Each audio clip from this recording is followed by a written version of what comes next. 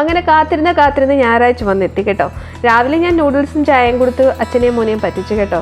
അങ്ങനെ പറ്റിച്ചത് കൊണ്ട് തന്നെ ഉച്ചയ്ക്ക് നല്ല സമൃദ്ധമായ സദ്യ ഉണ്ടാക്കാൻ ഞാനങ്ങ് തീരുമാനിച്ചു.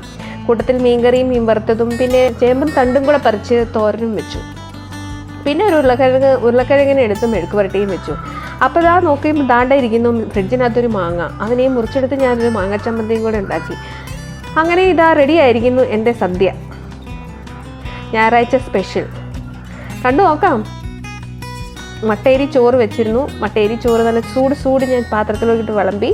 അതിലേക്ക് എൻ്റെ ഉരുളക്കിഴങ്ങ് മെഴുക്ക് പുരട്ടി വെച്ചു, മാങ്ങ ചമ്മന്തി വെച്ചു, ചേമ്പൻ തണ്ട് തോരൻ, മീൻ വറുത്തത്, അയല വറുത്തതാണ്, അയലക്കറി മുളകിട്ട് വെച്ചത്.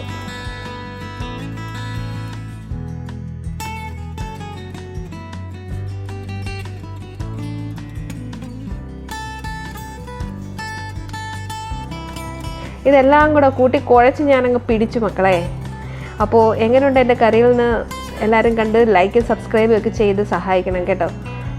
Thanks for watching.